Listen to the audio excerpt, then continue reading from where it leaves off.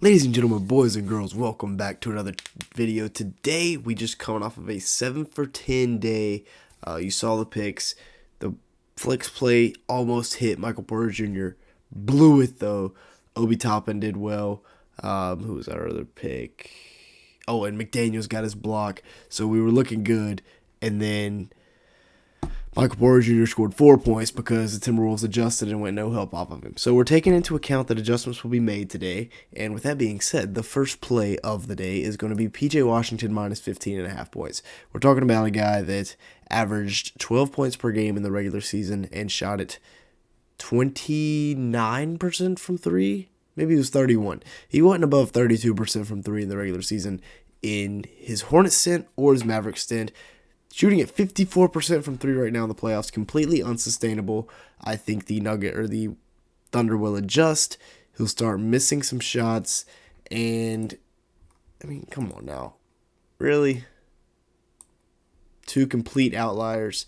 We're going with the less for PJ Washington. That's not my most confident play, though. My most confident play is probably gonna be. We'll get with my two most confidence plays first. That'll be for the rest of the video. But first, we're just going to throw some more at you. Here we got Jason Tatum. I got my little pad here, getting professional. We also have JT going under. Don't let this game fool you. This is the first time he's hit on an over the entire postseason, and then they raise the line up, right back up 2 points. I'll take the under all day. The Celtics went out, they adjusted, they beat the Cavs. I don't think the Cavs are going to take another game in the series. Maybe they do, but the Celtics just like to goof around in game two, which they've lost both of in the two series they've played this year. So give me the Tatum on the under there. And then we got a couple of bench players here. First being Peyton Pritchard. Where's he at? There he is. 7.5 points here. Didn't hit last game. I think he's going to come through this game, though, and absolutely smash. Pause. It's not loaded. Why is it not loading? There we go. 16 and 13 in the first two games, and then 5 last game. Still, he averages 12 points a game without Kristaps in the lineup. We're taking the over there. I think it's going to hit once again, and then we have Tim Hardaway Jr. down here, who's played very well the last two games. He scored 25 points in his last two games compared to 11 in the other 5 playoff games combined. Give me Tim Hardaway Jr. here. Maxi Kleber out for the rest of the playoffs, and Tim Hardaway Jr. is taking his minutes. He played closing minutes in game 2 and game 3. They took Derrick Jones Jr. out, put Tim Hardaway Jr. in. So give me Tim Hardaway Jr. over there. They trust him with the ball. They trust him to make plays. And then finally, actually that is going to be it. And then, so now this is my first little play here. These are the kind of riskier ones that I also like a lot. I love the Peyton Pritchard one. So I'd probably put that one into my main lineup. But let's get into the main lineup of the day.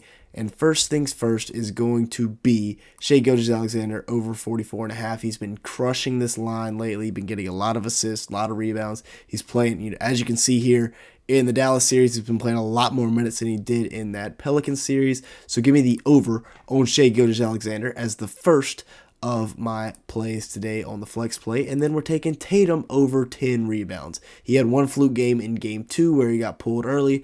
Other than that, I mean, he's averaging like a lot of rebounds over his last few games, about 11.5 over the other 4 games that he's played of his last 5, of course, if you take out game 2. So give me the over on Jason Tatum there on rebounds. And then finally, we're going over to assist, and it's going to be Kyrie Irving with the over hitting here as, well, it's not going to show you, but he had 7 assists last game, 11 assists the game before that. Wi-Fi is not doing me any favors tonight. Anyways, there we go. It finally loaded. But they're playing, they're trying to force Kyrie to pass it. They're essentially hoping Lou Dort can put Luka on an island, which isn't working. And then they're throwing 2, maybe even 3 guys at Kyrie at times to try to get it out of his hands. And as you can see here, over the last 2 games when they've tried that strategy, it's definitely worked. It's gotten out of his hands, but they're knocking down shots. So this is my favorite flex play of the day. Of course, I love to do my little 3-leg flex plays. So that way, even if you only go 2 for 3, you're still getting a little bit of change back. And if you go 3 for 3, you get a good amount. With that being said, that's going to be it for today's video. Thanks so much for watching. If you did enjoy, make sure to like button. Leave me a comment down below. Let me know your favorite play today. and hit that subscribe button. With all that being said, thanks so much for watching today's video.